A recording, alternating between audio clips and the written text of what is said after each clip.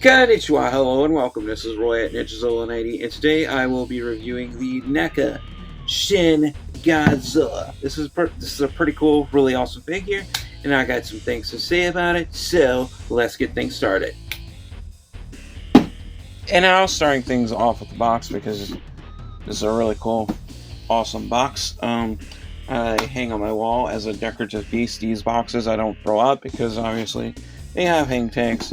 But anyway, first things first, we kind of have this red background. We have a really cool close-up picture of Shin Godzilla right there, looking really grotesque and fearsome. You see that little bitty small eye of his with that small little pupil. We have some Japanese writing. I forgot what it said already, but anyway, we have the Shin Godzilla movie logo in Japanese right there.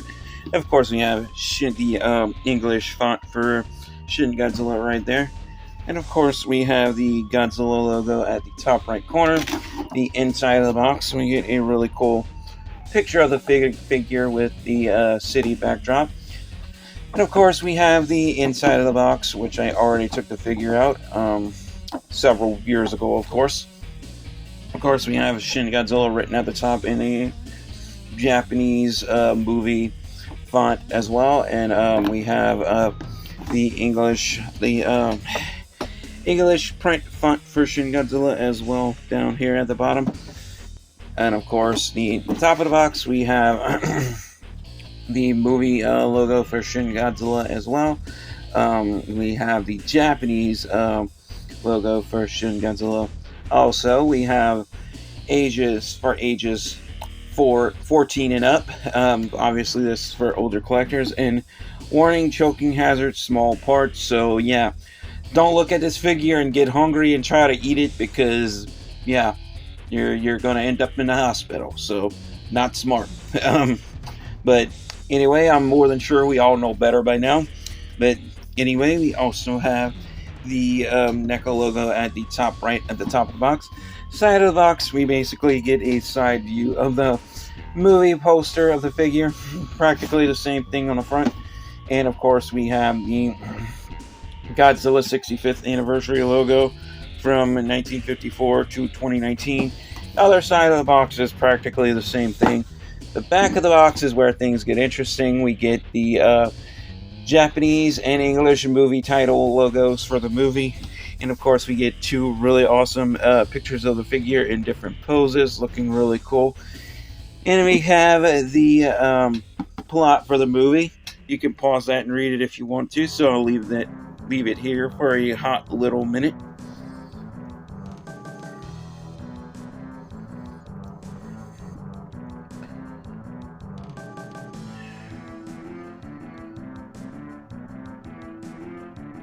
Okay, moving right along, we have the Toho logo right there, and we have the Godzilla Kaiju logo, and we have trademark Toho.co. And the bottom of the box, we have the NECA logo again, Real Toys, a serial number, and a barcode, which, yeah, I don't know how many people are a fan of barcodes, but in my book, that's not very many. But anyway, let's get on with the figure. And now, here we have the NECA Shin Godzilla in all of his evil, grotesque, fearsome atomic glory, as you can see. This is a well-detailed, well-sculpted, well-articulated figure, although not as articulated as the SH Monster Arts version, but it's still good enough nonetheless. We still need to get a Hiya Toys Exquisite Basic Shin Godzilla. That's for sure. But anyway, I will be going over this figure in detail and articulation, starting with the upper body portion of the figure, working my way down to the lower body portion of the figure, and getting a more in-depth, fuller view of the figure. So, let's get started. And now, starting with the upper body portion of the figure, as you can see, first things first, he kind of looks like Venom from Spider-Man from this angle, a little bit. Almost got some Maximum Carnage vibes going on with that red colorization in him as well. But anyway, As you can see, the head is well sculpted, and if I bring him up close, we can see all those little bitty tiny grotesque teeth inside of his mouth. See those small little eyes with those small little pupils. And of course, we can see those like blood red looking dorsal spines that this one has with those charred black tips, looking really nice, but also really like just grotesque. Yeah, this is something that you don't want to run into, especially in the dead of night. But anyway, you can see the top of his dorsal spine. It's got like that blood red colorization running all down his back, like kind of like a fiery blood red colorization, to be honest. But anyway, articulation starting with the head. Of course, the mouth can open, the jaws on a hinge, so the mouth can open and close. So open it up really wide. You can see that Shin Godzilla membrane inside the mouth. It's signature Shin Godzilla membrane. And now really see those small but sharp bone white choppers he has in there, as you can see. And we can see the finer details on the inside of the mouth as well.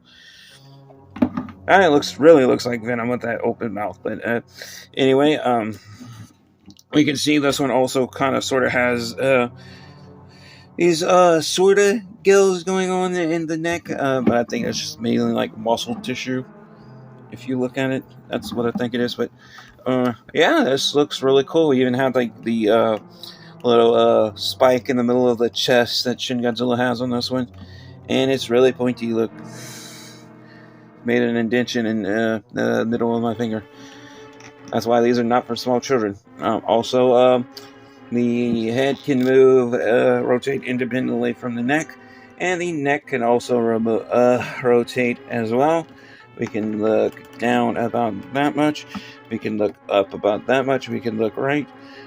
We can look left, and we can cranium revolve us all the way around like Wizards of Waverly Place and pretend he's Mechagodzilla. And of course, we also have articulation in the torso as well, so we can rotate that waist all the way around a full 360 if we choose to, although it's kind of tight, but it's doable.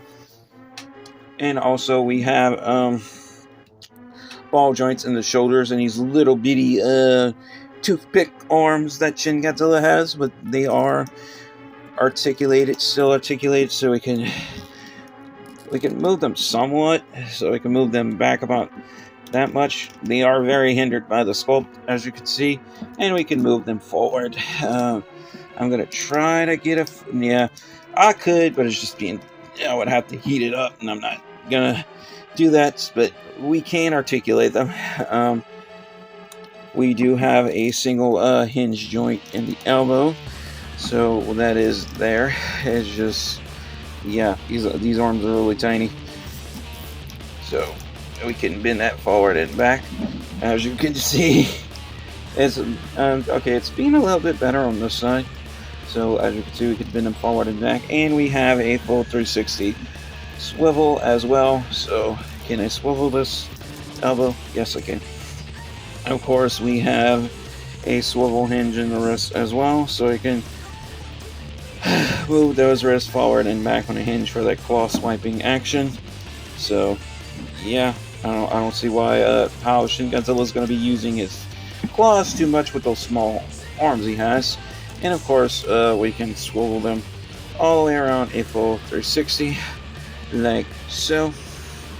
You can put him back in his signature pose with his arms up, like hands up like that. And of course, that pretty much concludes it for articulation with the upper body portion of the figure.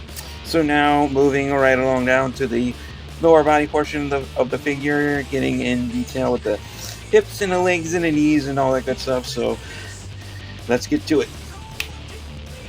And now starting things off with the lower body portion of the figure. As you can see, the legs and the thighs and the feet are well sculpted. We kind of have these really sharp toe claws going on here, looking like very similar to the claws on the velociraptors. Remember, like on Jurassic Park, I didn't like it. It was like really like like sort of like sharp claws, although they're like really like Deinonychus raptors.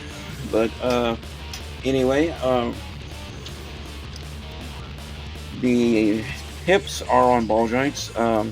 We can rotate them all the way around a full 360 like so, although they are kind of a bit tight, but they are doable. So yeah, I don't think you have to worry about anything breaking or anything, so that is good. We also have a single joint hinge in the knees as well, so we can just bend them forward and back. That's about it. We can yeah, we can only swivel them side to side because they're hindered by the sculpt and they're like really tight. Same is true with the other leg. As you can see, it does move, but it takes some muscle just to move it, and yeah, we can only swivel from side to side, not all the way around a full 360 because it's hindered by the sculpt. Whew, I am getting tired just trying to move that. But anyway, we do have a ball joint in the ankles, so we can point those feet downward somewhat and then back up and rotate all the way around a full 360. And the same is true with the other foot as well. And as far as the tail, getting in detail with the tail is on 1, 2, 3, 4, 5 ball joint segments, which we can move somewhat, although we have like a bendy wire tip and I'm not bending mine for obvious reasons. Move about that far, that much, and we can move about this far, about that much. We can't really like move the tail a whole lot. It's like really stiff, but we can like move it down about that much and then back up. So yeah, don't expect Monster Arts level articulation out of this one. And also we have like the little fleshy Shin Godzilla tail tip that we have. It's supposed to kind of like have like this sort of like face at the end of the tail, but yeah, we don't have that one on here. It just kind of looks like raw meat, sort of, but that's what it is. But anyway, the tail is very stiff on these, so don't expect like SH Monster Arts level articulation.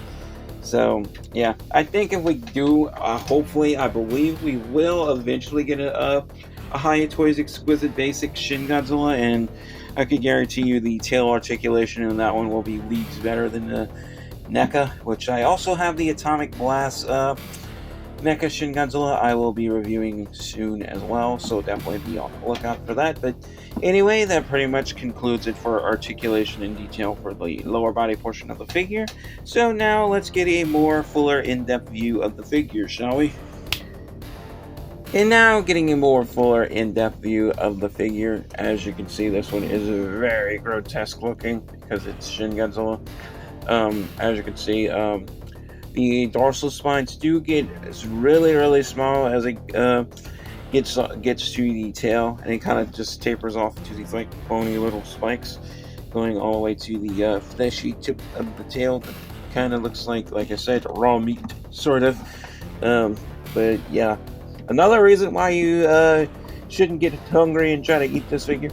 But anyway, that's why we have warning labels letting you know that this is a choking hazard. It's not edible. But anyway, like I said, really nice figure. Getting a more 360 view of it, looking really nice. Makes me wonder how well a Hiya Toys Exquisite Basic version of this figure would look. I think a Hiya Toys Exquisite Basic version of Shin Godzilla would go along pretty nicely, if you ask me, especially at a cheaper price point than the SH Monster Arts figures. Because yeah, especially for the what you're getting for the price you're paying, especially nowadays for SH Monster Arts, I just feel like it's just overpriced. We're overpaying, and you know, we're just not getting our money's worth with SH Monster Arts anymore. Although I still think SH Monster Arts is good for what it is. It's just getting way too pricey for what we're getting out of it. But anyway, yeah, I will now be getting into my final verdict and giving you guys my final thoughts and opinions on this figure, and giving this figure a final score based on detail, articulation, and playability. So let's get to it. And now for my final verdict on the NECA Shin Godzilla figure here. If I have to give this one a final score, I have to give it a, drumroll please, a very fair but square, honest 4.5 stars. Why? Although this figure is really good for what it is, and I really do like it, although I feel the articulation on this one is quite a bit stiff, especially in the tail area, and that just really takes away from the playability and posability of this figure. Although this was a $20 budget figure back in the day, and obvious it's not going to have all the bells and whistles you're going to have with an SH Monsters figure, nor is it going to have the same level of articulation as a Hiya Toys Exquisite Basic. I think it's still good for what it is, although I do feel the articulation in the tail and in the arms and stuff could have been a bit better. I think NECA could have worked on that a little bit better and improved upon these figures a little bit, but it is what it is. So that's like the only reason why I'm taking points off, is because I feel like the articulation on this one is like way more stiffer than what it needs to be. I mean, other than that, it's just kind of like a stationary like display piece sort of, but I think it's a good figure. Like, if you want to pose it around and do stop motion, like, it's okay. It's just difficult to work with because of the stiffness, but I think it's overall a cool figure. So it's all based on personal preference by that point. But anyway, guys, if you have made it this far into the video, thank you guys all so much for watching. Your attention span is much appreciated, because that really helps out this channel. And if you want to help out this channel even more, like and subscribe if you haven't already. And as always, love you all. Stay safe. Take care. God bless. Stay powered up. Stay positive. And peace out.